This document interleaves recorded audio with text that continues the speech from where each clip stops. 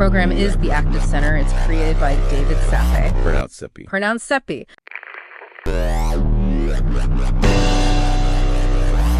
You know, every society on Earth has to answer one huge fundamental question. How do we figure out what to make and who gets all the stuff? The answer to that simple question, well, it shapes pretty much everything. Let's dive in. So here it is, the big one. Who gets to decide? Do we build more cars or do we build more hospitals? More smartphones or more schools? How a country answers this question defines its entire economic system.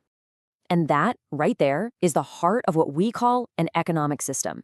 It's just the set of rules a society uses to divvy up all the things it has, which, are always limited.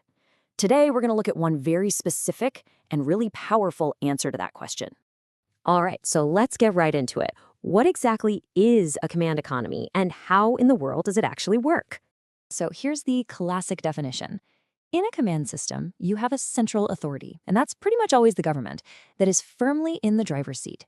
They make what we call the big three decisions: what gets made, how it gets made, and who gets to have it when it's done. This slide shows a really, really fundamental difference. In a free market, it's all about demand. You can think of it like your wants and your purchases are pulling new products into the world.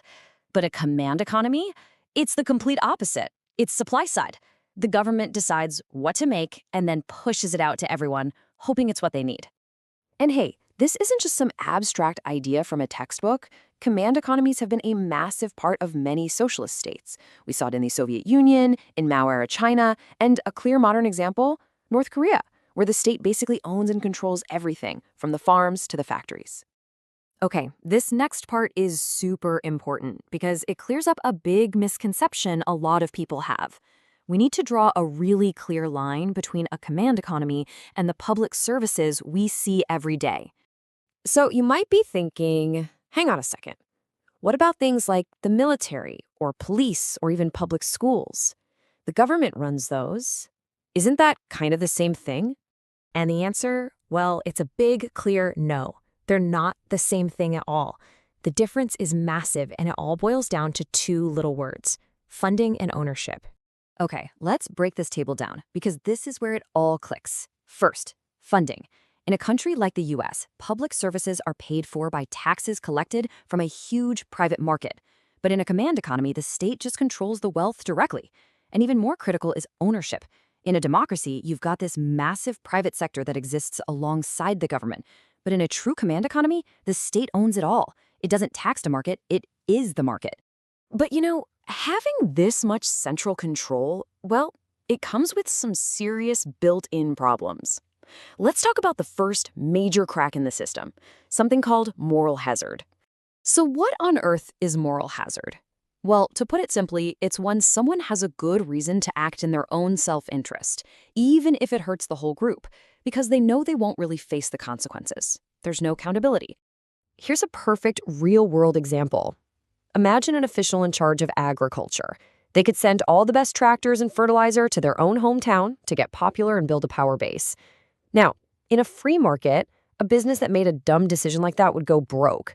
But in this system, there's no competition. There's no way to fire that official for being selfish or just plain inefficient. So if moral hazard is about people making bad choices, this next problem, wow, this one's even bigger. It's called the coordination problem, and it's about the system itself not having enough information to make any good choices. It is a logistical nightmare. Just stop and think about it for a second. How can a small group of planners in the capital city possibly know how many size 9 shoes are needed in a tiny village 500 miles away? In a market, prices send those signals instantly and automatically. But without prices, the planners are literally flying blind. So what you end up with is this huge, high-stakes guessing game. The government just produces a ton of stuff and hopes for the best. And the result? You get these famous, almost comical stories of warehouses piled high with left-footed shoes that nobody can use, while at the same time, people are waiting in line for hours just to get a loaf of bread. All right, let's pull all of this together now, because when you put these two economic systems side by side, the deep, fundamental differences just jump right out of you. Okay, if you take away just one thing from this explainer, make it this slide. Let's walk through it. What's the driver? In a free market, it's you, the consumer. In a command system, it's the government. How are resources allocated? Well, by prices in a market versus by a central plan. And check out the primary risk. A free market is always at risk of inequality. But a command system, its biggest risks are massive inefficiency and moral hazard. They're just two totally different ways of answering the same core questions. There's a famous way to describe this whole thing. It's the invisible hand of the market, where millions of our own individual choices guide everything, versus the very, very visible hand of a state planner making all the decisions for everyone.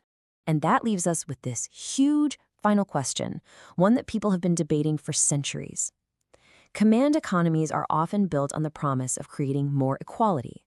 Free markets are celebrated for their efficiency. And so the ultimate question is, does a society have to pick one? Is it always a choice between efficiency and equality? Or is there some way to get the best of both worlds?